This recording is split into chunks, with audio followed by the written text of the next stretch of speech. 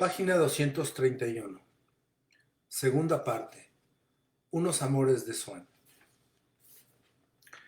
Para figurar en el cogollito, en el clan, en el grupito de los Verdurin, bastaba con una condición, pero esta era indispensable: prestar tácita adhesión a un credo cuyo primer artículo rezaba que el pianista, protegido aquel año por la señora de Verdurin, aquel pianista de quien decía ella, no debía permitirse tocar a Wagner también. Se cargaba a la vez a Planté y a Rubinstein, y que el doctor Cottard tenía más diagnóstico que Potin. Todo recluta nuevo, que no se dejaba convencer por los Verdurin de que las reuniones que daban las personas que no iban a su casa eran más aburridas que el ver llover, era inmediatamente excluido.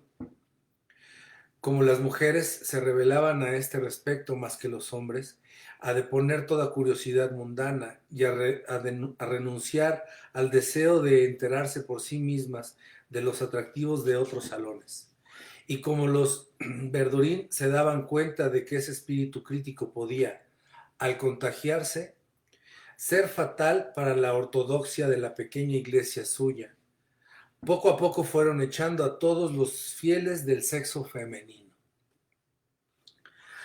Aparte de la mujer del doctor, una señora joven, aquel año estaba casi reducidos, aunque la señora de Verdurin era muy virtuosa y pertenecía a una riquísima familia de la clase media, con la que había ido cesando poco a poco todo trato, a una persona casi perteneciente al mundo galante, la señora de Crecy, a la que llamaba la señora de Verdurin por su nombre de pila, Odette, y la consideraba como un encanto, y a la tía del pianista, que debía de estar muy al tanto de las costumbres de portal y escalera. Personas ambas que no sabían nada del gran mundo, y de tan gran candidez que fue muy fácil convencerlas de que la princesa de Sagan y la duquesa de Guermantes tenían que pagar a unos cuantos infelices para no tener desiertas sus mesas. Tanto que si aquellas dos grandes señoras hubieran invitado a la exportera y al demi-mondaine, habrían recibido una desdeñosa negativa.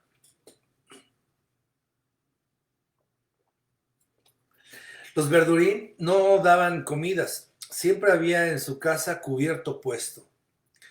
No se hacían programas para la reunión de después de cenar. El pianista tocaba, pero solo si le daba por ahí, porque allí no se obligaba a nadie. Ya lo decía el señor Verdurin, todo por los amigos, vivan los camaradas. Si el pianista quería tocar la cabalgata de la Valquiria o el preludio de Tristán, la señora de Verdurin protestaba, no porque esa música le desagradara, sino porque, al contrario, la impresionaba demasiado. ¿Es que se empeña usted en que tenga jaqueca? Ya sabe usted que cada vez que toca eso pasa lo mismo. Mañana, cuando quiera levantarme, se acabó. Ya no soy nada. Si no se tocaba el piano, no había charla. Y algún amigo, por lo general el pintor favorito de Tanda, soltaba, como decía Verdurin, una paparrucha fenomenal que retorcía a todos de risa.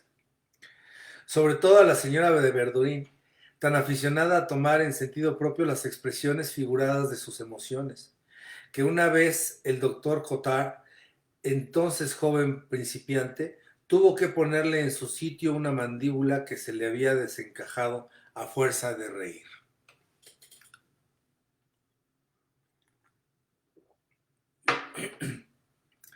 Estaba prohibido el frac, porque allí todos eran camaradas. Y para no parecerse en nada a los pelmas, a los que se tenía más miedo que a la peste, y que eran invitados tan solo a las grandes reuniones que daban los Verdurin muy de tarde en tarde, y tan solo cuando podían servir para entretenimiento del pintor o para dar a conocer al pianista. El resto del tiempo se contentaban con representar charadas, cenar vestidos con los disfraces, pero en la intimidad y sin introducir ningún extraño al cogollito. Pero a medida que los camaradas iban tomando más importancia en la vida de la señora de Verdurín, el dictado de Pelma y de Réprobo lo aplicaba a todo lo que impedía a los amigos que fueran a su casa, a lo que los llamaba a otra parte, a la madre de éste, a la profesión de aquel o a la casa de campo y salud delicada de un tercero. Cuando el doctor Cottard se levantaba de la mesa y consideraba imprescindible salir para ir a ver a un enfermo grave, le decía a la señora de Verdurín: «¿Quién sabe? Quizá le siente mejor que no vaya usted esta noche a molestarle. Pasará muy buena noche sin usted, y mañana va usted tempranito y se le encuentra bueno». En cuanto entraba diciembre, se ponía mala de pensar en que los fieles desertarían el día de Navidad y el de Año Nuevo. La tía del pianista exigía que la familia cenara aquella noche en la intimidad, en casa de la madre de ella. «¿Y se le figura a usted que se va a morir su madre?», exclamaba ásperamente la señora de Verdurín. «Si no va usted a cenar con ella la noche de Año Nuevo, como hacen en provincias». Esas inquietudes retornaban para Semana Santa. «Doctor, supongo que usted, un sabio, un hombre sin prejuicios, vendrá el Viernes Santo como un día cualquiera», dijo a Cottard el primer año, con tono tranquilo, como el que está seguro de lo que le van a contestar. Pero esperaba la respuesta temblando, porque si no iba el doctor, corría peligro de estarse sola aquella noche. «Sí, sí, vendré el Viernes Santo a despedirme, porque nos vamos a pasar la Pascua de Resurrección a Auberina. Auberina, para dar de comer a pulgas y a piojos. Que les haga buen provecho». Y tras un momento de silencio: «Por lo menos, si no los hubiera usted dicho, habría podido organizarse algo y hacer el viaje juntos y con más comodidad». Igualmente, cuando alguno de los fieles tenía un amigo o una parroquiana, un flirt que podían ser causa de deserción, los Verdurín, que no se asustaban de que una mujer tuviera un amante, con tal de que hablaran de su casa y de que la amiga no le antepusiera a ellos, decían: «Pues bueno, traiga usted a ese amigo». Y se le llevaba a prueba para ver si era capaz de no guardar imagen secreto a la señora de Verdurín y si se la podía agregar al clan. En caso desfavorable, se llamaba aparte al fiel que le había presentado y se le hacía el favor de malquistarle con un amigo o su querida. Y en caso favorable, el nuevo pasaba a ser fiel. Así que cuando aquel año la Demi-Mondaine contó al señor Verdurín que había conocido a un hombre encantador, un señor Swann, e insinuó que él tendría mucho gusto en poder ir a aquellas reuniones, Verdurín transmitió acto continuo la petición a su esposa. Nunca opinaba hasta que ella había opinado, y su misión particular era poner en ejecución los deseos de su mujer y los de los fieles, con gran riqueza de ingenio.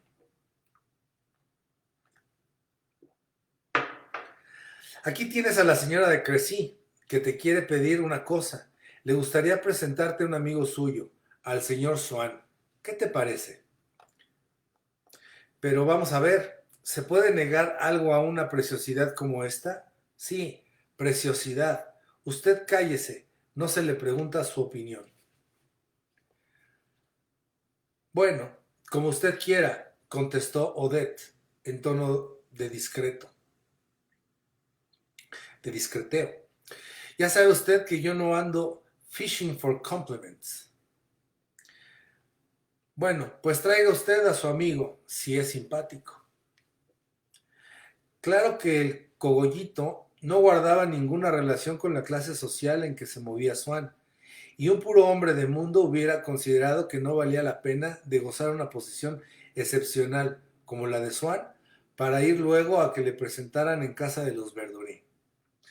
Pero a Swann le gustaban tanto las mujeres que cuando trató a casi todas las de la aristocracia y las conoció bien, ya no consideró aquellas cartas de naturalización, casi títulos de nobleza, que le había otorgado el barrio de Saint-Germain, más que como una especie de valor de cambio, de letra de crédito, que por sí no valía nada, pero gracias a la cual podía ser recibido muy bien en un rinconcillo de provincias o en un oscuro círculo social de París, donde había una chica del hidalgo del pueblo o del escribano que le gustaba. Porque el amor o el deseo le infundía entonces un sentimiento de vanidad que no tenía en su vida de costumbre. Aunque ese sentimiento debió ser el que antaño le empujara hacia esa carrera de vida elegante, donde malgastó en frívolos placeres las dotes de su espíritu y puso su erudición en materias de arte a la disposición de damas de alcurnia que querían comprar cuadros o amueblar sus hoteles, y que le inspiraba el deseo de brillar a los ojos de una desconocida que le cautivara con mayor elegancia que la que implicaba el solo nombre de Swann. Lo deseaba especialmente cuando la desconocida era de condición humilde, lo mismo que un hombre inteligente no tiene miedo de parecer tonto a otro hombre inteligente. El hombre elegante no teme que su elegancia pase inadvertida para el gran señor, sino para el rústico. Las 3/4 partes de los alardes de ingenio y las mentiras de vanidad que, rebajándose, prodigaron desde que el mundo es mundo los hombres, van dedicadas a gente inferior. Y Swann, que con su duquesa era descuidado y sencillo, se daba tono y tenía miedo de verse despreciado cuando tenía delante a una criada. No era de esas personas que por pereza o por resignado sentimiento de la obligación que crea la grandeza social de estarse siempre amarrado a cierta orilla, se abstienen de los placeres que les ofrece la vida fuera de la posición social en que viven, confinados hasta su muerte, y acaban por contentarse cuando se acostumbran, y a falta de cosa mejor, con llamar placeres a las mediocres diversiones de los aburrimientos soportables que esa vida encierra. Swann no hacía porque le parecieran bonitas las mujeres con que pasaba el tiempo, sino que hacía por pasar el tiempo con las mujeres que le habían parecido bonitas. Y muchas veces eran mujeres de belleza bastante vulgar, porque las cualidades físicas que buscaba estaban, sin darse cuenta él, en oposición completa con las que admiraba en los tipos de mujer de sus pintores o escultores favoritos. La profundidad y la melancolía de expresión eran un jarro de agua para su sensualidad, que despertaba, en cambio, ante una carne sana, abundante y rosada.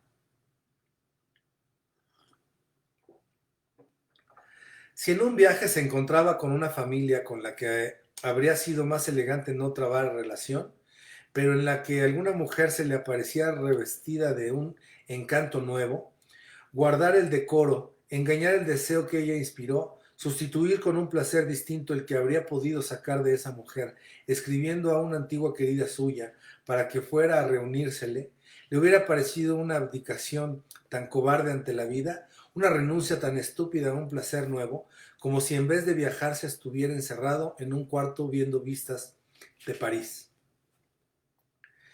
No se encerraba en el edificio de sus relaciones, sino que había hecho de él, para poder alzarle de nuevo desde su base y a costa de nuevas fatigas en cualquier parte donde hubiera una mujer que le gustaba. Una tienda desmontable como las que llevan los exploradores. Y consideraba sin valor, por envidiable que a otros pareciera, todo lo que tenía traducción o cambio a un placer nuevo. Y con un placer nuevo, muchas veces su crédito con una duquesa, formado en los muchos deseos que la dama había tenido durante años, y años de serle agradable, sin encontrar nunca la ocasión, se venía abajo de un golpe porque Swann la pedía, en un indiscreto telegrama, una recomendación telegráfica que inmediatamente le pusiera en relación con un intendente suyo que tenía una hija que había llamado la atención a Swann en el campo. Comportamiento semejante al del hambriento que da un diamante por un pedazo de pan. Y aquello, después de hecho, le divertía muchas veces, porque tenía Swann contrapesadas por sutilezas, delicadezas, cierta cazurrería. Pertenecía a esa clase de hombres inteligentes que viven sin hacer nada, en ociosidad, y buscan consuelo, acaso excusa, en la idea de que esa ociosidad ofrece a su inteligencia temas tan dignos de interés como el arte o el estudio, y que la vida contiene situaciones más interesantes y novelescas que todas las novelas. Y así se lo aseguraba y convencía de ello a sus más finos amigos, especialmente al barón de Charlus, al cual divertía mucho contándole aventuras picantes que le habían ocurrido. Por ejemplo, que se encontraba en el tren a una mujer que luego llevaba a su casa y que resultaba ser la hermana de un rey que por entonces tenía en sus manos todos los hilos de la política europea, de lo cual venía a él a enterarse perfectamente y de un modo sumamente grato, o que, por un raro juego de circunstancias, dependía de la elección de papa que hiciera el cónclave el que se ganara o no los favores de una cocinera. Y no solo ponía a Swann cínicamente en el trance de servirle de terceros a la brillante falange de viudas, generales y académicos con quienes tenía particular amistad. Todos sus amigos solían recibir, de cuando en cuando, cartas suyas pidiendo una esquela de recomendación o de presentación, con una habilidad diplomática tal que, mantenida a través de sucesivos amores y pretextos distintos, revelaba mucho mejor que lo hubieran revelado repetidas torpezas, un carácter permanente y una identidad de objetivos. Muchos años después, cuando empecé a interesarme por su carácter, a causa de las semejanzas que en otros aspectos ofrecía con el mío, me gustaba oír contar que cuando escribía Swann a mi abuelo, que todavía no lo era, porque los grandes amores de Swann comenzaron hacia el tiempo en que yo nací y vinieron a cortar esas prácticas. Al ver en el sobre la letra de su amigo, exclamaba: Swann ya va a pedir algo, ojo. Y ya fuera por desconfianza, ya por ese sentimiento inconscientemente diabólico que nos impulsa a ofrecer una cosa tan solo a las gentes que no tienen ganas de ella. Mis abuelos oponían siempre una negativa absoluta a las súplicas más sencillas de satisfacer que Swann les dirigía, como presentarle a una muchacha que cenaba todos los domingos en casa, y tenían que fingir cada vez que Swann les hablaba de ella, que apenas si la veían, cuando la verdad era que toda la semana habían estado pensando en la persona a quien podría invitarse el día que iba a casa esa muchacha, sin dar muchas veces con el invitado apropiado, todo por no querer hacer una seña al que tanto lo estaba deseando.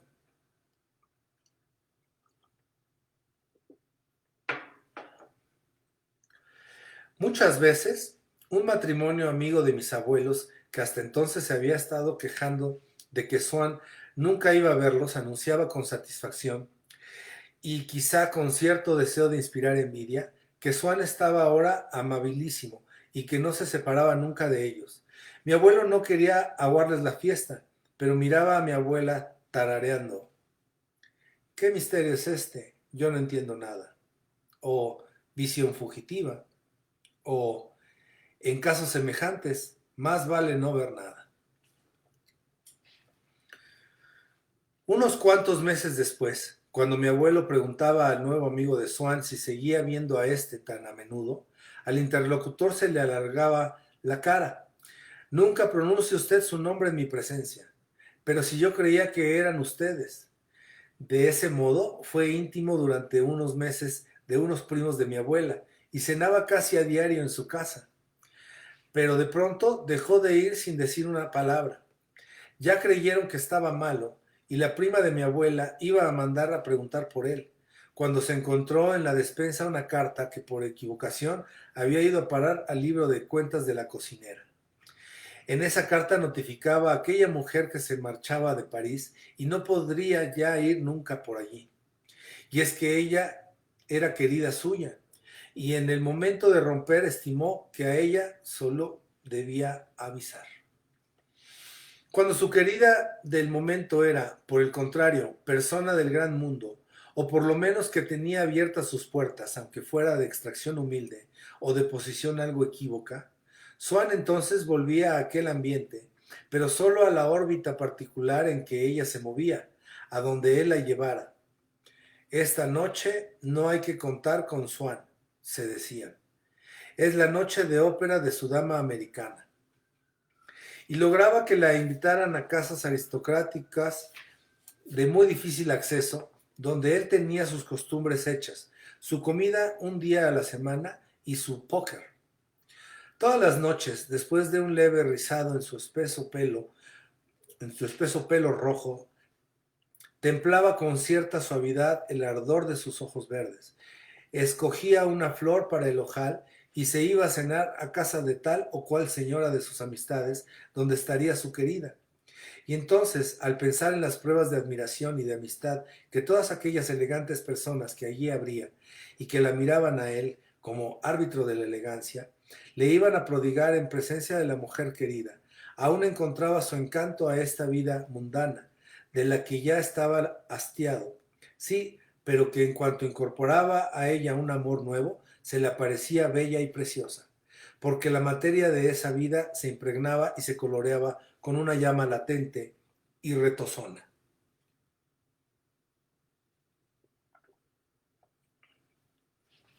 Pero mientras que todas estas relaciones o flirts fueron realización más o menos completa del sueño inspirado por un rostro o un cuerpo que a Swann le parecieran espontáneamente y sin esforzarse muy bonitos, en cambio, cuando un día en el teatro le presentó a Odette de Crecy, uno de sus amigos de antaño, que le habló de ella como de una mujer encantadora de la que acaso se pudiera lograr algo, pero presentándola como más difícil de lo que en realidad era, con objeto de dar aún mayor valor de amabilidad al hecho de la presentación. Odette pareció a Swann, no fea, pero de un género de belleza que nada le decía, que no le inspiraba el menor deseo, que llegaba a causarle una especie de repulsión física, una de esas mujeres como las que tiene todo el mundo, diferentes para cada cual y que son todo lo contrario de lo que demanda nuestra sensualidad. Tenía un perfil excesivamente acusado, un cutis harto frágil, los pómulos demasiado salientes y los rasgos fisonómicos muy forzados para que a Swann le pudiera gustar. Los ojos eran hermosos, pero grandísimos, tanto que, dejándose vencer por su propia masa, cansaba el resto de la fisonomía, y parecía que Odette tenía siempre mal humor o mala cara.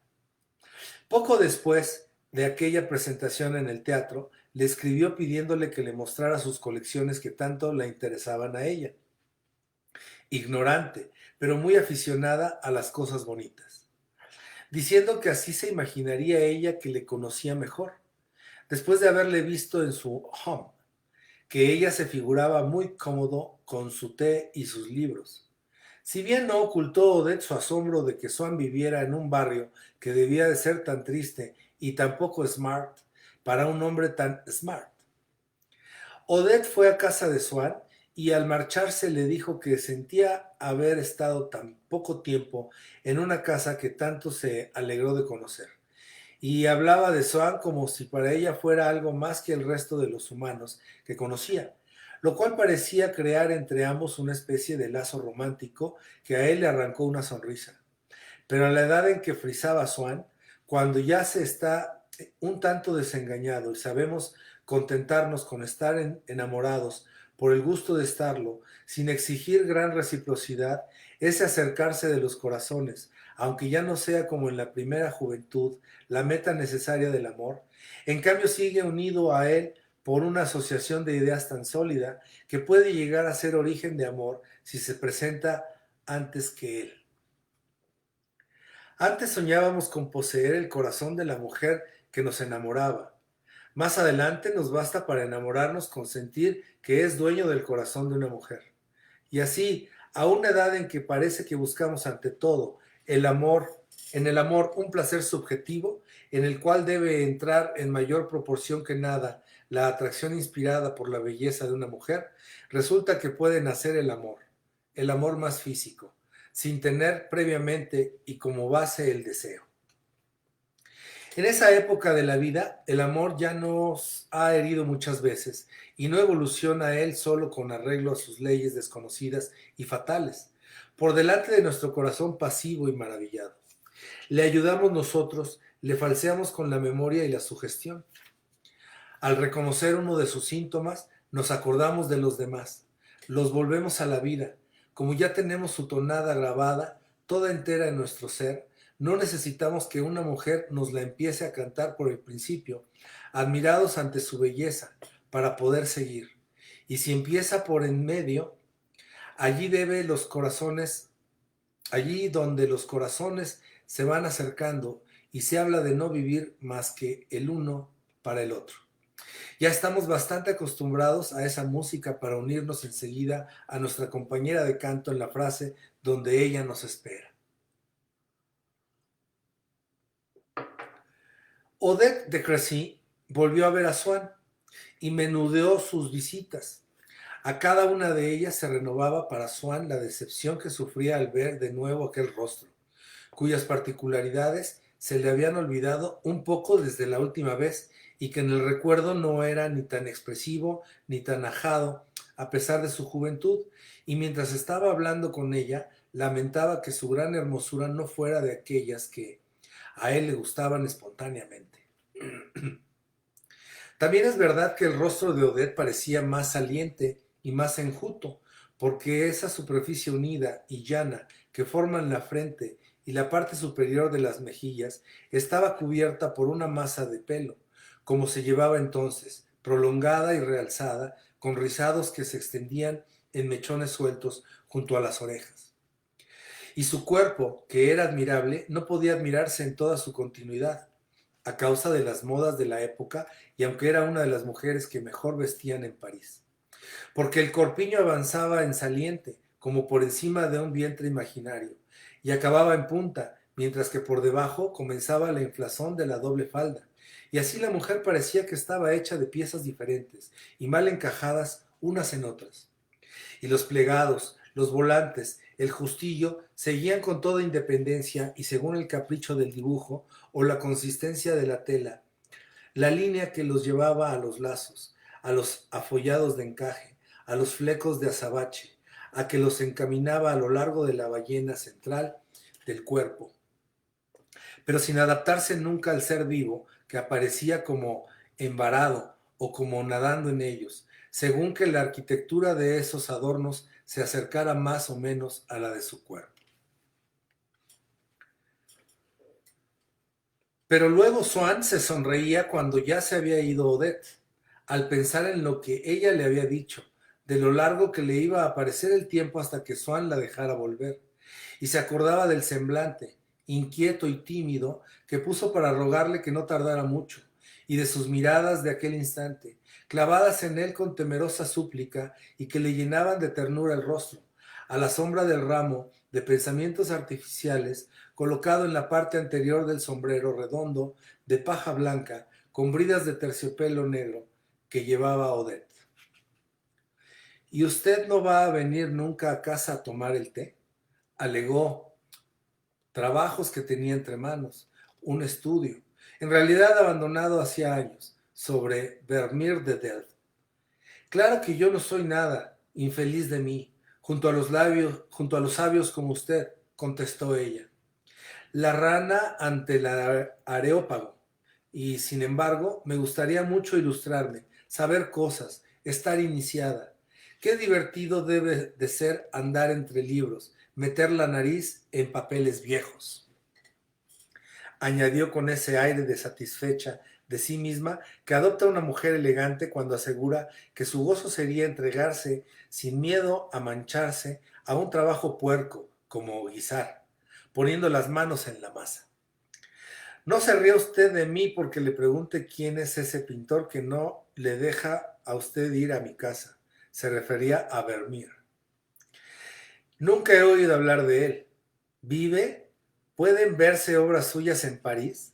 Porque me gustaría representarme los gustos de usted y adivinar algo de lo que encierra esa frente que tanto trabaja y esa cabeza que se ve que está reflexionando siempre. Así podría decirme, ah, En eso es en lo que está pensando. Qué alegría poder participar de su trabajo. Swan se excusó con su miedo a las amistades nuevas, a lo que llamaba, por galantería, su miedo a perder la felicidad. Ah, con que le da a usted miedo encariñarse con alguien. Qué raro. Yo es lo único que busco, y daría mi vida por encontrar un cariño, dijo con voz tan natural y tan convencida que conmovió a Swan. Ha debido usted de sufrir mucho por una mujer y se cree que todas son iguales. No le entendió a usted. Y es que es usted un ser excepcional. Es lo que me ha atraído hacia usted. Enseguida vi que usted no era como todo el mundo. Además, dijo él, usted también tendrá que hacer. Yo sé lo que son las mujeres. Dispondrá usted de poco tiempo. Yo nunca tengo nada que hacer, siempre estoy libre y para usted lo estaré siempre, a cualquier hora del día o de la noche, que le sea cómoda verme. Búsqueme y yo contentísima. ¿Lo hará usted? Lo que estaría muy bien es que le presentara a usted a la señora de Verdurín, porque yo voy a su casa todas las noches. Figúrese usted si nos encontráramos por allí y me pudiera yo imaginar que usted iba a esa casa un poquito por estar yo ahí.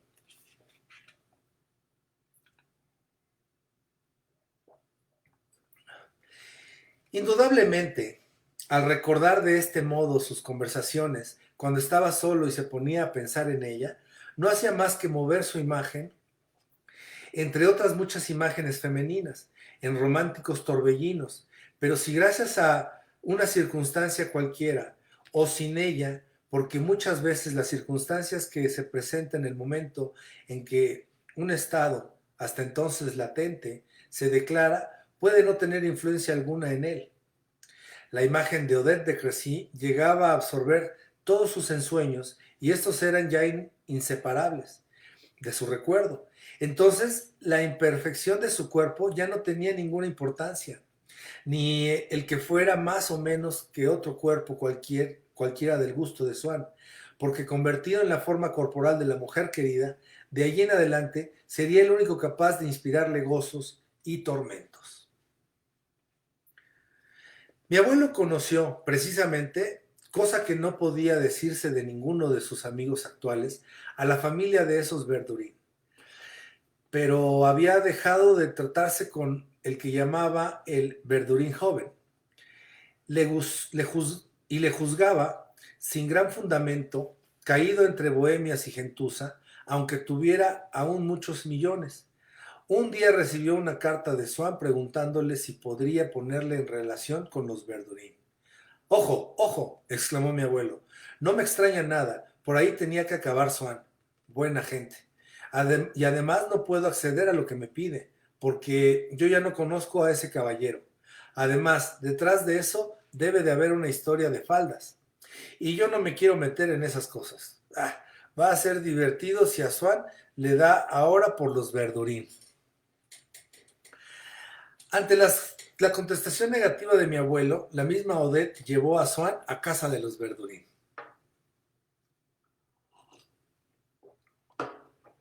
El día que Swann hizo su presentación, estaban invitados a cenar el doctor Cottard y su señora, el pianista joven y su tía, y el pintor por entonces favorito de los Verdurín. Después de la cena acudieron algunos otros fieles. El doctor Cottard nunca sabía de modo exacto en qué tono tenía que contestarle a uno y si su interlocutor hablaba en broma o en serio. Y por si acaso añadía a todos sus gestos la oferta de una sonrisa condicional y previsora, cuya expectativa agudeza le serviría de disculpa en caso de que la frase que le dirigían fuera chistosa y se le pudiera tachar de cándido. Pero como tenía que afrontar la hipótesis opuesta, no dejaba que la sonrisa se afirmara claramente en su cara, por lo que flotaba perpetuamente una incertidumbre donde podía leer la pregunta que él no se atrevía a formular. ¿Lo dice usted en serio? Y lo mismo que no sabía exactamente la actitud que había que adoptar en una reunión, Tampoco estaba muy seguro del comportamiento adecuado en la calle y en la vida en general, de modo que oponía a los transeúntes, a los coches, a los acontecimientos, una maliciosa sonrisa, que por anticipado quitaba a su actitud toda tacha de importunidad, porque con ella probaba, si no convenía el caso, que lo sabía muy bien y que sonreía por broma. Sin embargo, en todos aquellos casos en que una pregunta franca le parecía justificada, el doctor no dejaba de esforzarse por achicar el campo de sus dudas y completar su instrucción.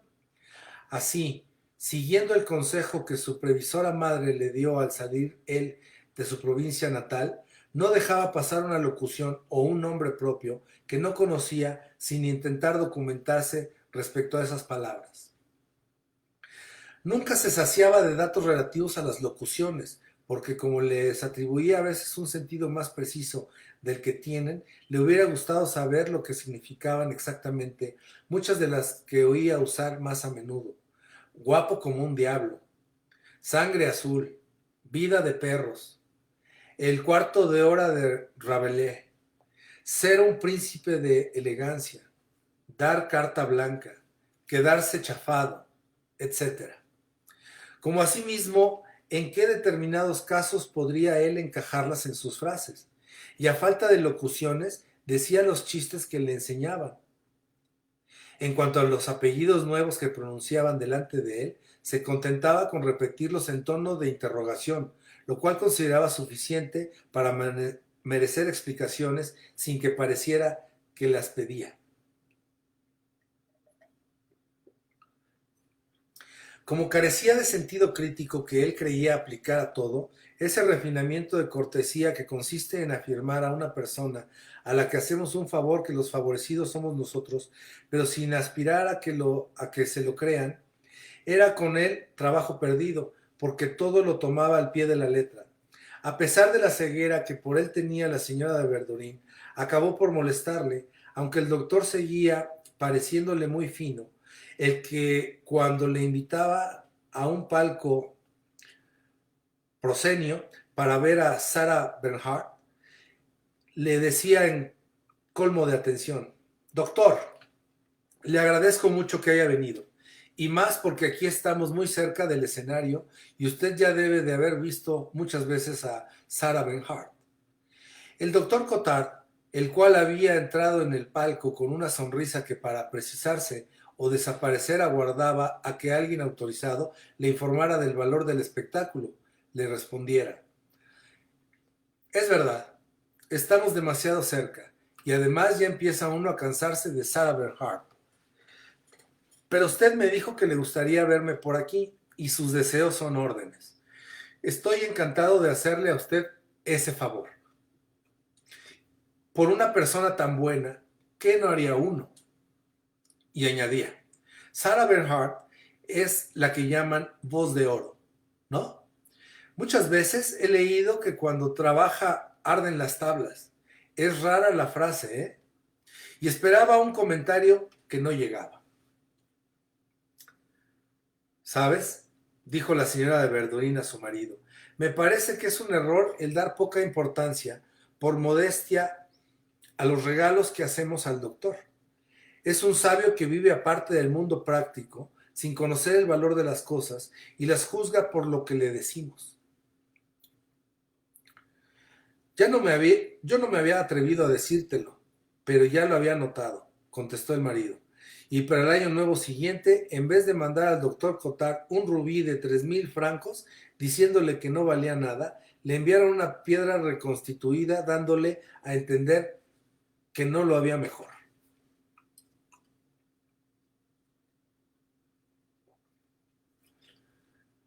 Cuando la señora de Verdurín anunció que aquella noche iría Swann, el doctor exclamó: ¿Swann?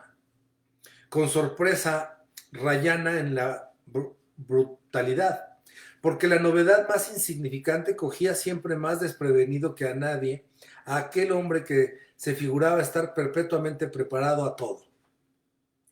Y al ver que no le contestaban, vociferó: Swann, ¿qué es eso de Swann?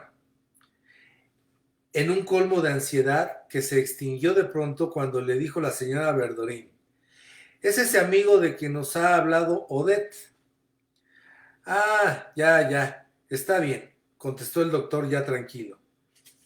El pintor se alegró de la presentación de Swann, porque le suponía enamorado de Odette y a él le gustaba mucho favorecer relaciones.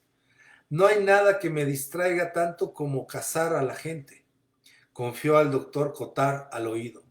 «Ya he logrado muchos éxitos hasta entre mujeres». Al decir a los Verdurin que Swann era muy smart, Odette les hizo temer que fuera un pelma.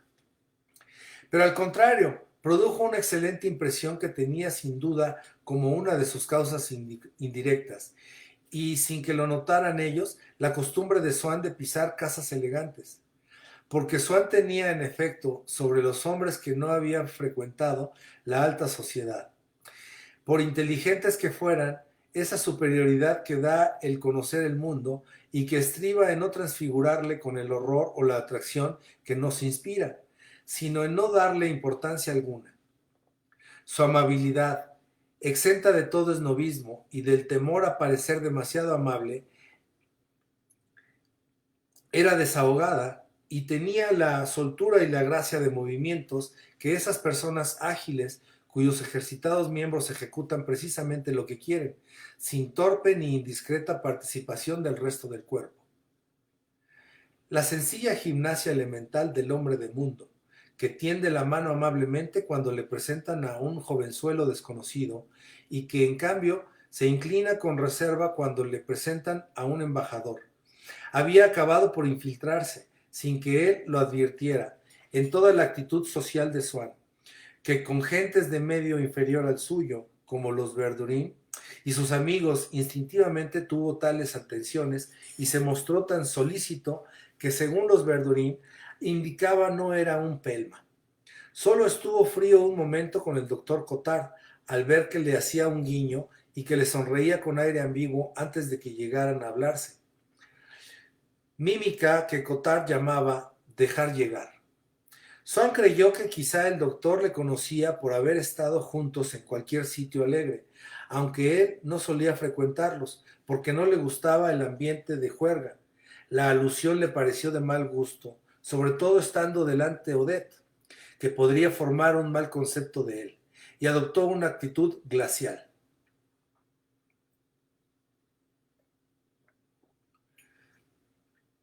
Pero cuando le dijeron que una dama que estaba muy cerca era la señora del doctor, pensó que un marido tan joven no habría intentado aludir, estando presente su mujer, a ese género de diversiones, y ya no atribuyó a aquel aspecto de estar en el secreto, propio del doctor, la significación que temía. El pintor invitó enseguida a Swann a que fuera con Odette a su estudio. A Swann le pareció agradable. «Quizá a usted le favorezcan más que a mí», dijo la señora de Verdurin con tono de fingido enojo, «y le enseñen el retrato de Cottard». El pintor lo hacía por encargo de ella. «No se le escape a usted, señor Bichet», dijo al pintor, al que por broma consagrada llamaban afectadamente señor. La mirada, el rinconcito fino y regocijado de la mirada. «Lo que quiero tener es, ante todo, su sonrisa, y lo que le pido a usted es un retrato de su sonrisa». Como esta frase le pareció muy notable, la repitió muy alto para seguridad de que la habían oído otros invitados, y hasta hizo que se acercaran unos cuantos con cualquier pretexto. Swann manifestó deseos de que le presentaran a todo el mundo, hasta un viejo amigo de los Verdurin llamado Saniet, que por su timidez, sus sencillos modales y su bondad había perdido la consideración que merecía por su mucho saber de archivero, su gran fortuna y la buena familia a que pertenecía. Al hablar parecía que tenía sopas en la boca, cosa adorable porque delataba mucho más que un defecto del habla, una cualidad de su ánimo, como un resto de la inocencia de la edad primera, que nunca había perdido. Y todas las consonantes que no podía pronunciar eran como otras tantas crueldades que no se decidía a cometer. Cuando pidió que le presentaran al señor Saniet, le pareció a la señora de Verdurín que Swann no guardaba las distancias, tanto que dijo, insistiendo en la diferencia: señor Swann, ¿tiene usted la bondad de permitirme que le presente a nuestro amigo Saniet? Swann inspiró a Saniet una viva simpatía, que por otra parte los Verdurín nunca revelaron a Swann, pues Saniet les molestaba un poco y no querían proporcionarle amigos. Pero en cambio Swann les llegó al alma cuando luego pidió que le presentaran a la tía del pianista, la cual estaba de negro como siempre, porque creía que de negro siempre se está bien y que lo más distinguido, y que es lo más distinguido, y tenía la cara muy encarnada, como siempre le pasaba al acabar de comer. Hizo a Swann un saludo que empezó con respeto y acabó con majestad. Como era mujer ignorante y tenía miedo de no hablar bien, pronunciaba a propósito de una manera confusa, creyendo que así, si soltaba alguna palabra mal pronunciada, iría difuminada en tal vaguedad que no se distinguiría claramente, de modo que su conversación no pasaba de un indistinto gargajeo de donde surgían de vez en cuando las pocas palabras en que tenía confianza. Swann creyó que no había inconveniente en burlarse un poco de ella al hablar con el señor Verdurín, que se picó. Es una mujer excelente, contestó. Desde luego que no asombra, pero es muy agradable cuando se habla un rato con ella sola. No lo dudo, dijo Swann enseguida.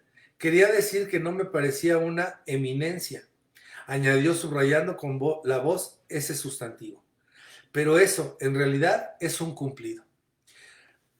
Pues mire usted, aunque le extrañe, le diré que escribe deliciosamente. ¿No ha oído usted nunca a su sobrino? Es admirable, ¿verdad, doctor? ¿Quiere usted que le pida que toque algo, señor Swann? Tendría un placer infinito, empezó a decir Swann, pero el doctor le interrumpió con aire de guasa, porque había oído decir que en la conversación el énfasis y la solemnidad de formas estaban anticuados, y en cuanto oía una palabra grave dicha en serio, como ese infinito, juzgaba que el que la había dicho pecaba de pedantería. Y si además esa palabra daba la casualidad que figuraba en lo que él llamaba un lugar común, por corriente que fuera la palabra, el doctor suponía que la frase iniciada era ridícula y la remataba irónicamente con el lugar común aquel, cual si lanzara sobre su interlocutor la acusación de haber querido colocarlo en la conversación, cuando en realidad no había nada de eso. Infinito, como los cielos y los mares, exclamó con malicia, alzando los brazos enfáticamente. El señor Verdurín no pudo contener la risa. ¿Qué pasa ahí que se están riendo todos esos señores? Parece que en ese rincón no se cría la melancolía, exclamó la señora de Verdurín. Pues yo no estoy muy divertida aquí, castigada a estar a solas, añadió en tono de despecho y echándoselas de niña. Estaba sentada en un alto taburete sueco de madera de pino encerada, regalo de un violinista de aquel país, y que ella conservaba, aunque por su forma recordaba a un escabel. Y no estaba bien con los magníficos muebles antiguos de la casa, pero le gustaba tener siempre a la vista los regalos que solían hacerle los fieles de cuando en cuando, para que así, cuando los donantes fueran a verla, tuvieran el gusto de reconocer aquellos objetos. Por eso trataba de convencer a los amigos de que se limitaran a las flores y a los bombones, que, por lo menos, no se conservan. Pero como no lo lograba, tenía la casa llena de calientapiés, almohadones, relojes, biombos, barómetros, cacharros de China amontonados y repetidos, y toda clase de regalos de aguinaldo completamente dispares.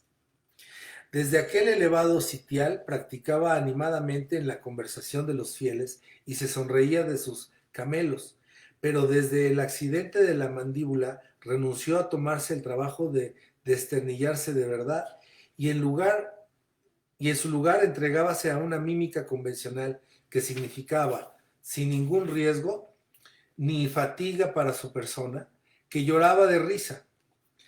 Al menor chiste de uno de los íntimos contra un pelma o un ex íntimo relegado al campo de los pelmas, con gran desesperación del señor Verdurín, el cual tuvo mucho tiempo la pretensión de ser tan amable como ella, pero que como se reía de veras, se quedaba enseguida sin aliento, distanciado y vencido por aquella artimaña de hilaridad incesante y ficticia. Lanzaba un chillido, cerraba sus ojos de pájaro, que ya empezaba a velar una nube, y bruscamente, como si no tuviera más que el tiempo justo para ocultar un espectáculo indecente, o para evitar un mortal ataque, hundía la cara entre las manos, y con el rostro así oculto y tapado, parecía que se esforzaba en reprimir y ahogar una risa, que sin aquel freno hubiera acabado por un desmayo.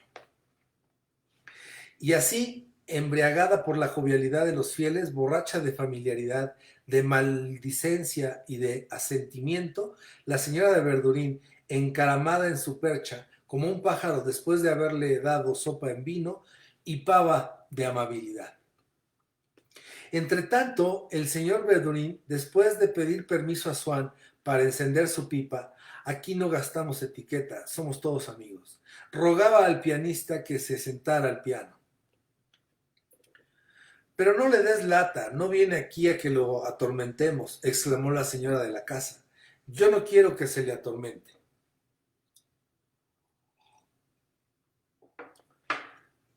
Pero eso no es darle la lata, dijo Verdurín. Quizá el señor Swann no conozca la sonata en fa sostenido que hemos descubierto.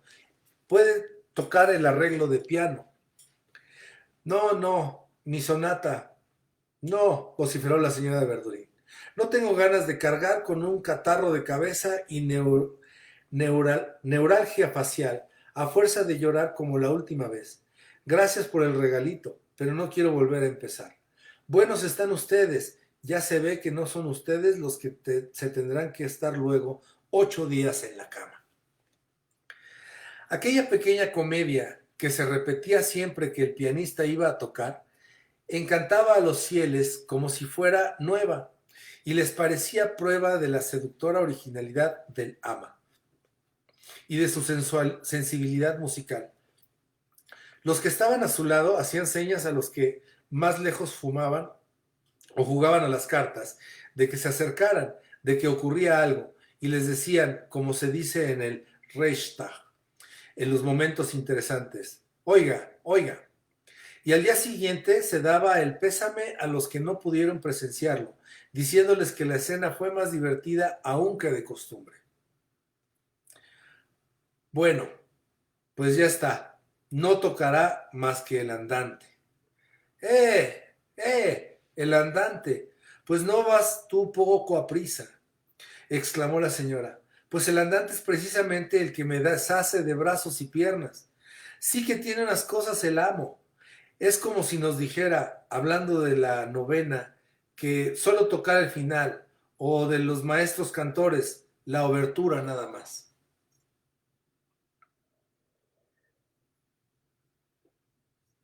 El doctor, entre tanto, animaba a la señora de Verdurín para que dejara tocar al pianista, no porque creyera que era de mentira las perturbaciones que le causaba la música, las consideraba como estados neurasténicos, sino por ese hábito tan frecuente en muchos médicos de aflojar inmediatamente la severidad de sus órdenes en cuanto hay en juego, cosa que le parece mucho más importante, alguna reunión mundana en donde ellos están y que tiene como factor esencial a esa persona, a quien aconsejan que por aquella noche no se acuerde de su dispepsia o su gripe.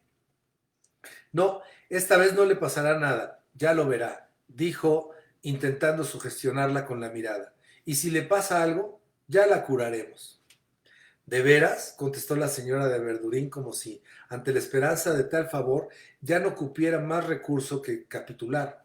También quizá a fuerza de decir que se iba a poner mala, había momentos en que ya no se acordaba que era mentira y estaba mentalmente enferma.